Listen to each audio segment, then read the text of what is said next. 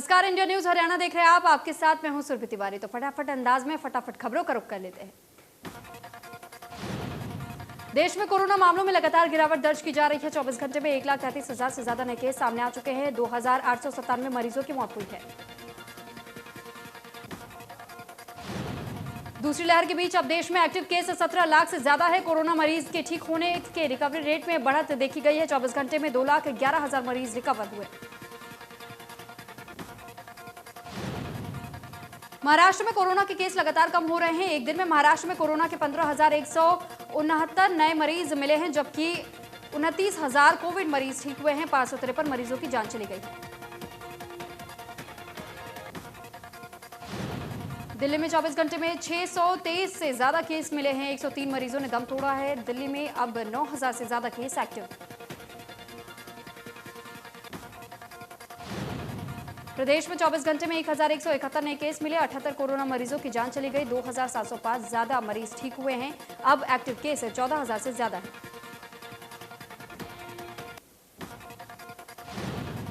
नूह में अब तक 10 लाख से ज्यादा लोगों का हेल्थ चेकअप हुआ है। 1 लाख परिवारों के हेल्थ चेकअप में सिर्फ 12 कोरोना संक्रमित मिले हैं। जिले में 396 स्वास्थ्य विभाग की टीमें लोगों के स्वास्थ्य की जांच कर रही है। जिला उपायुक्त ने कहा कि कोरोना संक्रमण की दर कम होने पर लोगों को और स्वास्थ्य कर्मियों और प्रशासनिक अधिकारियों की मेहनत का ही परिणाम है। सभी लोग कोरोना प्रोटोकॉल का पालन कर रहे हैं। जिला उपायुक्त ने कहा कि सभी लोग मास्क जरूर लगाएं और अपने हाथों को बार बार साबुन या सैनिटाइजर से साफ रखें। तबीयत खराब होने पर जल्द स्वास्थ्य केंद्र से संपर्क करें।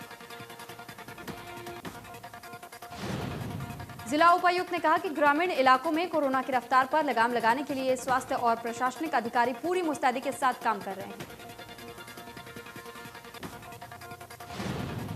कोरोना की तीसरी लहर आने की संभावनाओं को देखते हुए फरीदाबाद के सबसे बड़े सरकारी अस्पताल बादशाह खान में अभी से तैयारियां शुरू कर दी गई। हॉस्पिटल के पीएमओ ने कहा कि एक तरफ जहां कोविड का 100 बेड का अलग से अस्पताल बनाया जा रहा है, वहीं अस्पताल के अंदर ही ऑक्सीजन प्लांट भी लगाया जा रहा है। डॉक्टर सविता का कहना है कि कोरोना का कहर कम होने पर अब अस्पताल में बाकी मरीजों का भी इलाज शुरू कर दिया गया है। जल्द ही सर्जरी भी शुरू कर दी जाएगी। सोहना में तीसरी लहर को लेकर स्वास्थ्य विभाग ने तैयारियां शुरू कर दी है। नागरिक अस्पताल में बच्चों के लिए 6 बेड तैयार किए गए और न्यू बॉर्न स्टेबलाइजर स्थापित किया गया। अस्पताल में जिस सामान की जरूरत है उसकी डिमांड भी स्वास्थ्य विभाग से की जा रही है। ऑक्सीजन प्लांट का काम भी तेजी से किया जा रहा है। अधिकारियों ने बताया कि इस समय सोहना में कोरोना पूरी तरह से कंट्रोल में है, लेकिन लोगों को भी जागरूक रहने की जरूरत है। लोग वैक्सीन जरूर लगवाएं। उचाना के गांव पालवा में पहुंचे किसान नेता गुरनाम सिंह चढ़ूनी ने कहा कि टोहाना में जो हुआ वो बिल्कुल गलत था। जब पंचायत में आगे की रणनीति पर फैसला लिया गया था तो तभी इन लोगों ने क्यों नहीं कहा कि वो इस फैसले से संतुष्ट नहीं है। गुरनाम सिंह चढ़ूनी ने कहा कि किसानों को बदनाम करने के साथ सोची समझी चाल है। आंदोलन को तोड़ने की कोशिश की जा रही है। गुरनाम सिंह चढ़ूनी ने कहा कि अगर दी गई तारीख तक विधायक देवेंद्र बबली ने माफी नहीं मांगी तो हम 7 जून को हरियाणा के सभी पुलिस थानों का घेराव करके 2 घंटे सभी थानों को बंद करेंगे। चढ़ूनी ने कहा कि विधायक देवेंद्र बबली पर मुकदमा दर्ज कराने के लिए टोहाना इलाके के सभी गांव में शव यात्रा निकालेंगे। गाड़ियों का काफिला लेकर उनके खिलाफ विरोध प्रदर्शन करेंगे। हल्के की खाफ पंचायत का बहिष्कार करेंगे। गुरनाम सिंह चढ़ूनी ने किसानों से अपील की कि जो लोग इस आंदोलन को तोड़ना चाहते हैं उनके बहकावे में न आए और उनसे दूरी बनाए रखें। टोहाना में विधायक देवेंद्र बबली के आवास का घेराव करने पहुंचे किसान की गिरफ्तारी के विरोध में किसानों ने हिसार दिल्ली हाईवे के रामायण टोल प्लाजा को जाम कर दिया। किसानों ने कहा कि मामला दर्ज तो विधायक पर होना चाहिए था। उन्होंने किसानों को भड़काने के साथ दुर्व्यवहार करने का काम किया था। सरकार किसानों की मांग मानने के बजाय उन पर केस दर्ज कर रही है। किसानों का कहना है कि अब माफी से काम नहीं चलने वाला। जब तक विधायक के खिलाफ मामला दर्ज नहीं होगा, हमारा आंदोलन जारी रहेगा। किसानों का कहना है कि जब तक किसान नेताओं को रिहा नहीं किया जाता, तब तक वो जाम नहीं खोलेंगे। जाम की सूचना पर भारी संख्या में पुलिस टोल प्लाजा पहुंची। जाम के बाद सड़क पर ट्रकों की लंबी लंबी कतारें लग गई। पुलिस ने जाम की स्थिति से निपटने के लिए हांसी बाईपास चौक पर बैरिकेड्स लगाकर वाहनों को टोल पर जाने से रोका और डाइवर्ट कर दिया। फतेहाबाद में विधायक देवेंद्र बबली और किसानों के बीच हुए विवाद के मामले में पुलिस ने 2 केस दर्ज किए। दोनों मामले में कई किसान नामजद किए गए।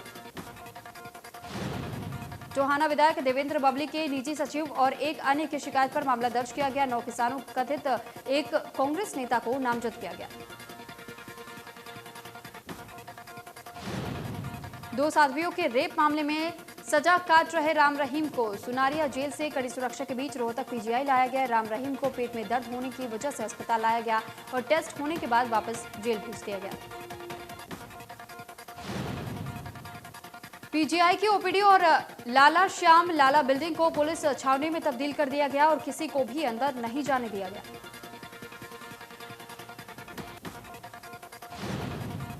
सोनीपत के पुरखास रोड पर आर्मी कैंटीन में रोजाना सोशल डिस्टेंसिंग की धज्जियां उड़ाई जा रही हैं। यहां सुबह से ही लंबी लाइन लगनी शुरू हो जाती है। धक्का मुक्की तक की जाती है। कैंटीन प्रशासन की तरफ से भी यहां कोई प्रबंध नहीं है। ना ही सोशल डिस्टेंसिंग का पालन करवाने के लिए कोई कर्मचारी नियुक्त किया गया है और ना ही सैनिटाइजर और टेम्परेचर चेक करने के लिए कोई व्यक्ति लगाया गया है। स्थानीय चौकी प्रभारी ने कहा कि लोगों को सोशल डिस्टेंसिंग का पालन करने को लेकर चेतावनी दी गई है। साथ ही कैंटीन इंचार्ज को भी नियमों की पालना करवाने के लिए कहा गया है। सोनीपत के नगर निगम में नागरिक सुविधा केंद्र में बने 10 काउंटर एक बार फिर शुरू कर दिए गए हैं। जिला उपायुक्त के आदेश पर पब्लिक डीलिंग एक बार फिर से शुरू हुई है। अब लोगों के लंबित पड़े हुए काम पूरे हो सकेंगे। नागरिक सुविधा केंद्र में 10 काउंटर पब्लिक डीलिंग के लिए बनाए गए। ये सभी काउंटर लंबे समय से कोरोना के चलते बंद किए गए थे। केंद्र में काफी सारे काम एक छत के नीचे करवाने की सुविधा दी गई है। आईटी नोडल अधिकारी ने बताया कि कोरोना के चलते ऑनलाइन और ऑफलाइन सभी सेवाएं बंद की गई। सिर्फ जन्म और मृत्यु संबंधित काउंटर ही खोला गया था। केंद्र में कोरोना गाइडलाइन का पालन किया जा रहा है। चंडीगढ़ में मुख्यमंत्री ने पंचकुला डेवलपमेंट प्लान की समीक्षा बैठक की अध्यक्षता की। बैठक में विधानसभा अध्यक्ष ज्ञानचंद गुप्ता और पंचकुला के महापौर कुलभूषण गोयल भी मौजूद रहे। मुख्यमंत्री मनोहर लाल ने पंचकुला को टूरिज्म हब के रूप में विकसित करने के लिए गंभीरता से काम करने के साथ ही मोरनी के लिए पेयजल की व्यवस्था का स्थायी समाधान निकालने के निर्देश जारी किए। मुख्यमंत्री ने पैराग्लाइडिंग जैसे साहसिक खेलों को बढ़ावा देने के लिए मोरनी में किए जाने वाले कार्यक्रम के लिए हर जरूरी मापदंड समय से पूरा करने के निर्देश जारी किए हैं और बीमा की औपचारिकताओं को जरूरी बताया। मुख्यमंत्री ने 20 जून को अंतर्राष्ट्रीय योग दिवस के मौके पर आयोजित किए जाने वाले पैराग्लाइडिंग गेम्स की जानकारी ली। कहा कि ट्रेनिंग को बढ़ावा देने के लिए ट्रैकिंग रूट ऐसे बनाए जाए ताकि शाम तक लोग वापस लौट सकें।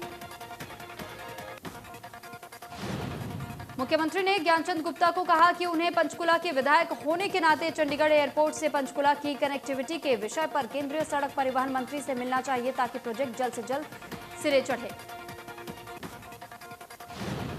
बैठक में पंचकुला को मेडिकल और शैक्षणिक हब के रूप में विकसित करने की योजना पर भी विस्तार से चर्चा की गई। मुख्यमंत्री ने पंचकुला के महापौर को रिपोर्ट तैयार करने के निर्देश दिए।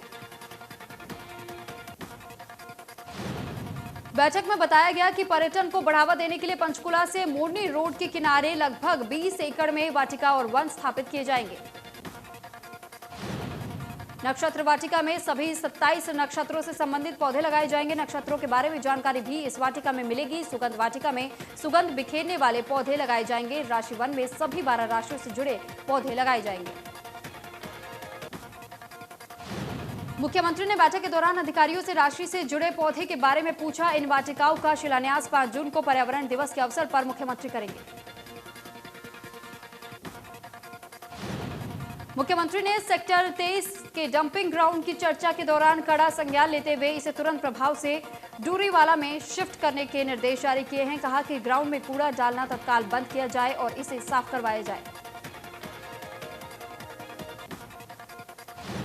परिवहन मंत्री मूलचंद शर्मा ने परिवहन और खान एवं भू विज्ञान विभागों की संयुक्त समीक्षा बैठक की अध्यक्षता की। अधिकारियों को ओवरलोड वाहनों पर शिकंजा कसने के निर्देश दिए। परिवहन मंत्री ने कहा कि ओवरलोडेड वाहनों के गुजरने के लिहाज से प्रदेश की संवेदनशील जगहों पर शिफ्टों में नाके लगाए जाए और इन नाकों पर आरटीए, माइनिंग और पुलिस की संयुक्त टीमें तैनात की जाए। परिवहन मंत्री ने पिछले 4 महीने के दौरान प्रदेश से एनओसी लेकर जाने के मामलों पर चिंता जताते हुए अधिकारियों को इसके कारणों का पता लगाकर समाधान तलाशने के निर्देश दिए। खनिज सामग्री की ढुलाई से जुड़े कुछ ट्रक यूनियनों के प्रतिनिधियों ने परिवहन मंत्री से मिलकर मोटर व्हीकल एक्ट में संशोधन और टैक्स का पेनल्टी ब्याज माफ करने के लिए ज्ञापन सौंपा। मूलचंद शर्मा ने मदद का भरोसा दिया। ओलंपियन सुशील कुमार को दिल्ली के मंडोली जेल में रखा जाएगा। सुशील कुमार को दिल्ली पुलिस की क्राइम ब्रांच ने कोर्ट में पेश किया, जहां उसे 14 दिन के न्यायिक हिरासत में भेजा गया।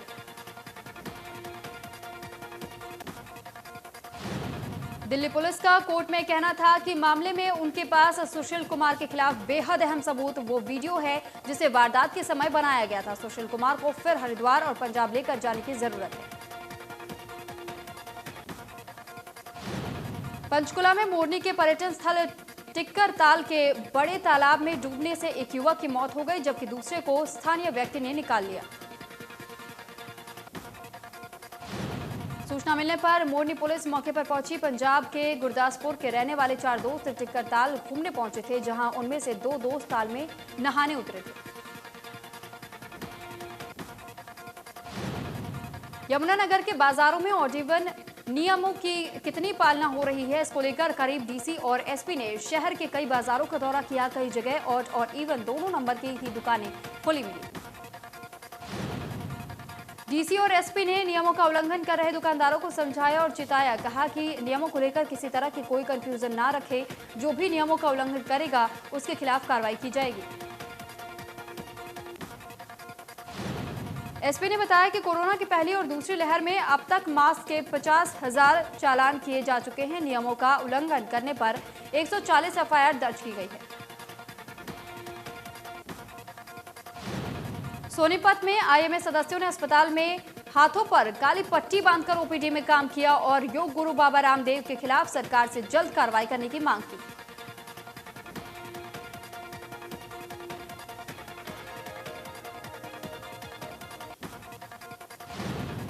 डॉक्टर्स ने ऐलान किया कि आज वो 2 घंटे के लिए ओपीडी भी बंद रखेंगे। डॉक्टर्स का आरोप है कि योग गुरु रामदेव को सिर्फ योग के प्रति आगे बढ़ना चाहिए और डॉक्टर्स के खिलाफ गलत टिप्पणी नहीं करनी चाहिए।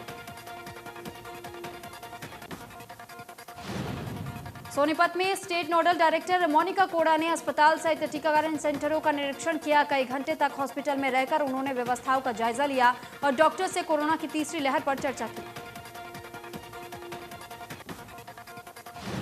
फरीदाबाद में नगर निगम के पार्षदों ने निगम के अधिकारियों पर घोटाले का आरोप लगाया है। पार्षदों का आरोप है कि अकाउंट ब्रांच की मदद से ठेकेदारों को काम की एवज में तय रकम से 3 गुना ज्यादा पेमेंट की गई है। बड़खल विधानसभा क्षेत्र के अंतर्गत आने वाले वार्डों के पार्षद को 2019 में किए गए कार्य की कॉपी मिली, जिसके बाद पार्षद जसवंत सिंह ने बताया कि जिन ट्यूबवेलों को लगाने में 25 लाख का खर्चा बताया था, उसके लिए ठेकेदार को अकाउंट ब्रांच के अधिकारियों की मिलीभगत से 80 से 90 लाख रुपए तक की पेमेंट की गई है। अंबाला में सीबीएसई की 12वीं की परीक्षाओं को रद्द करने पर फैसले पर मिलीजुली प्रतिक्रिया देखने को मिली। कुछ अभिभावकों ने फैसले को सही बताया, कहा कि बच्चों की सुरक्षा बेहद जरूरी है। कुछ अभिभावकों ने कहा कि ये उन बच्चों के साथ अन्याय है जिन्होंने पूरे साल मेहनत की। पिछले साल भी कोविड के बीच एग्जाम हुए थे और इस साल भी लिए जा सकते थे। लॉकडाउन के बाद महंगाई ने आमजन की हालत खस्ता कर दी है। लोगों का कहना है कि तेल महंगा होता है तो इसका असर मार्केट की लगभग हर चीज पर पड़ता है। ग्राहकों का कहना है कि खाने की चीजों के दाम सरकार तेजी से बढ़ा रही है। दूध, दाल, चावल, सब्जी, फल, तेल की कीमतें मानो आसमान छू रही हैं। दुकानदारों का बढ़ती महंगाई पर कहना है कि स्टॉक भंडारण का माल नहीं बिका तो बैंक और बाकियों का ब्याज चुकाना पड़ता है। ऐसे में दुकानदार मुनाफे के बदले कर्ज में दब रहे हैं। करनाल के सेक्टर 12 जाट भवन के पास 25 वर्षीय युवक का शव बरामद हुआ है। हत्या कर शव फेंकने की आशंका जताई जा रही है। पुलिस ने शव को कब्जे में ले लिया है। रेवाड़ी में खाद्य सुरक्षा विभाग ने मिलावटखोरों के खिलाफ अभियान चला रखा है। विभाग के अधिकारी लगातार खाद्य तेल मिलों में छापेमारी कर रहे हैं। खाद्य सुरक्षा अधिकारी ने बताया कि उन्होंने 2 मिलों में खाद्य तेलों के सैंपल लिए हैं। खाद्य सुरक्षा अधिकारी ने बताया कि सरसों के तेल की कीमतों में बढ़ोतरी होने के बाद ही विभाग लगातार कार्रवाई कर रहा है और अब तक 9 मिलों में सैंपलिंग की जा चुकी है। साइबर सिटी में लगातार बढ़ती महंगाई से जनता परेशान नजर आ रही है। डीजल, पेट्रोल के बाद सरसों के तेल, रिफाइंड, दाल, सब्जी जैसी रोजमर्रा के इस्तेमाल में आने वाली चीजों के दाम आसमान छू रहे हैं।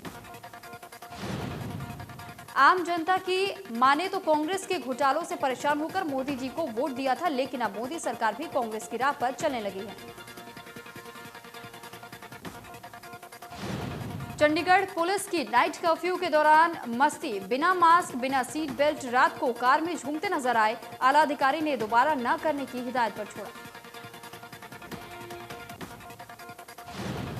करनाल में दिव्यांगों के लिए वैक्सीनेशन कैंप लगाया गया, जहां से अलग अलग गांवों से आकर दिव्यांगों ने वैक्सीन लगवाई।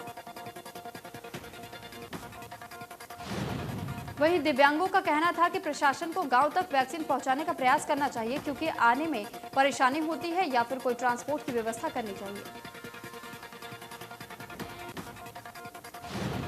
टोहाना के लघु सचिवालय पहुंचकर किसानों ने एसडीएम कार्यालय का घेराव करने की घोषणा कर दी है। उनका कहना है कि उनका ये घेराव तब तक जारी रहेगा जब तक उनकी मांगें पूरी नहीं होती। टोहाना में विधायक देवेंद्र और किसानों के बीच उपजे विवाद के बाद भारी संख्या में आसपास के क्षेत्र के किसान इकट्ठे हुए। भारतीय किसान यूनियन के प्रदेश अध्यक्ष गुरनाम सिंह और जोगिंदर नैन धरने पर पहुंचे।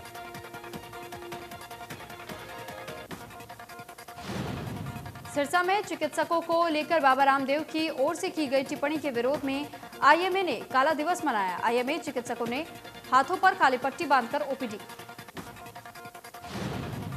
डॉक्टर्स का कहना है कि कोविड के इस दौर में बाबा रामदेव ने भड़काऊ टिप्पणी की है, जिसे बर्दाश्त नहीं किया जाएगा। बाबा रामदेव पर मामला दर्ज करवाने के लिए पुलिस प्रशासन को लिखित में शिकायत दी जा चुकी है।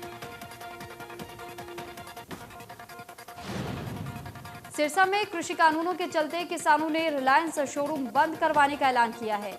एक रिलायंस ज्वेलर्स शोरूम खुला हुआ था, जिसे बंद कराने किसान वहां पहुंच गए।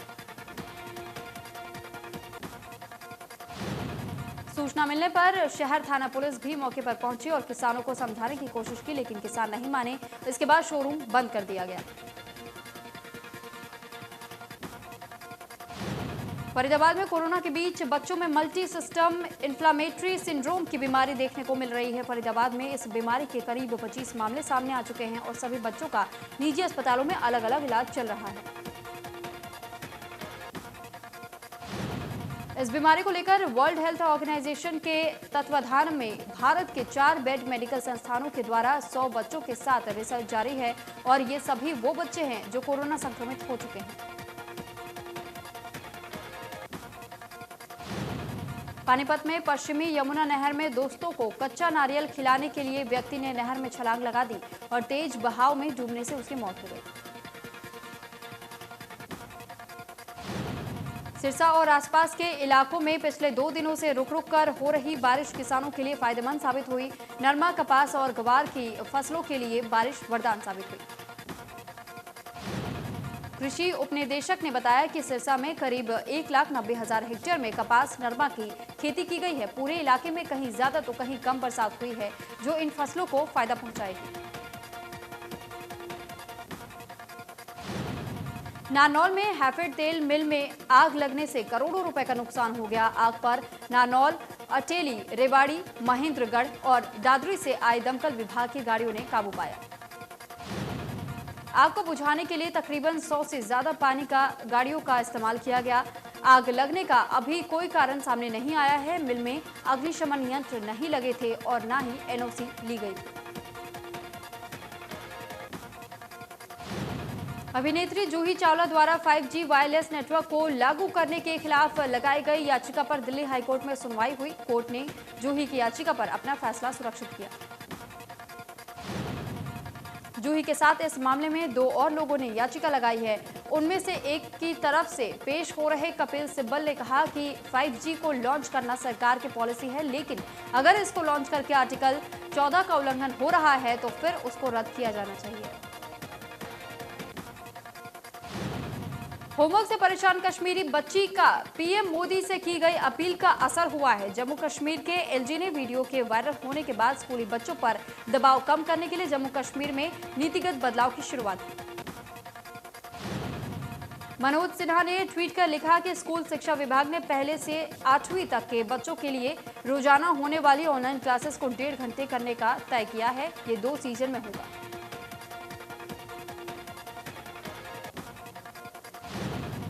उत्तर प्रदेश के गोंडा में दर्दनाक हादसा हो गया। एक मकान में धमाका होने से पूरी बिल्डिंग भरभरा कर ढह गई। बताया जा रहा है कि बिल्डिंग ढहने से करीब 1 दर्जन से ज्यादा लोग मलबे में दब गए। मलबे में दबे लोगों को गांव वालों ने मुश्किल से बाहर निकाला और नवाबगंज पीएचसी भेजा गया, जिसमें से 8 लोगों की मौत हो गई। 7 लोग बुरी तरह से घायल हो गए। घटना के पीछे की वजह सिलेंडर ब्लास्ट बताया जा रहा है। नई गाइडलाइंस के बीच गूगल ने कहा है कि भारत सरकार के नए नियम सर्च इंजन पर लागू नहीं होते। गूगल ने दिल्ली हाईकोर्ट में याचिका दाखिल करते हुए कहा है कि उसके मामले को अलग से देखा जाए।